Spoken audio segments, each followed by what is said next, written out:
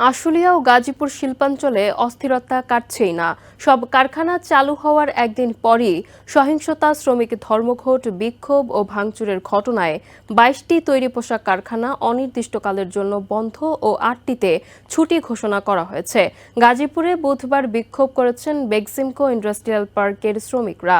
আন্দোলনে তৃতীয় পক্ষ উস্কানি দিচ্ছে বলে দাবি মালিকপক্ষের।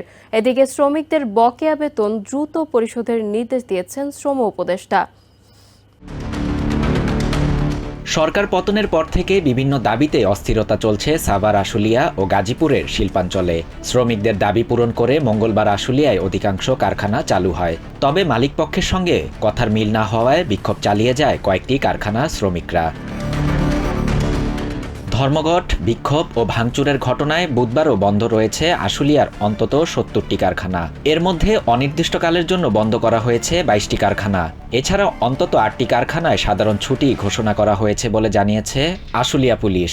শ্রম আইন ২০০৬ সালের ১৩ এক ধারা অনুযায়ী কারখানাগুলো বন্ধ করা হয়েছে। এদিকে গাজীপুরের বাংলাবাজারে পার্টেক্স গ্রুপ ও জিরানি এলাকা সহ বেশ কয়েকটি কারখানার ভেতর বিক্ষোভ করেন শ্রমিকরা। বকেয়া বেতনের দাবিতে টঙ্গীতে বেক্সিমকো ইন্ডাস্ট্রিয়াল পার্কের শ্রমিকরা সড়ক অবরোধ করেন। শ্রমিক আন্দোলনে তৃতীয় পক্ষ উস্কানি দিচ্ছে বলে দাবি মালিকপক্ষের। অপ্রীতিকর ঘটনা এড়াতে শিল্পাঞ্চলে টহল অব্যাহত রেখেছে পুলিশ ও সেনাবাহিনী। এদিকে দ্রুত সময়ে শ্রমিকদের ন্যূনতম মজুরি নির্ধারণের কার্যক্রম পুনরায় শুরু করা হবে বলে জানিয়েছে শ্রম ও কর্মসংস্থান উপদেষ্টা আসিফ মাহমুদ। বুধবার চলমান শ্রমিক বিক্ষোভ নিয়ে সচিবালয়ে জরুরি সংবাদ সম্মেলনে একথা জানান তিনি। শ্রমিকদের আন্দোলনে অনুপ্রবেশকারীরা অস্থিরতা তৈরি করছে বলেও জানান শ্রম উপদেষ্টা।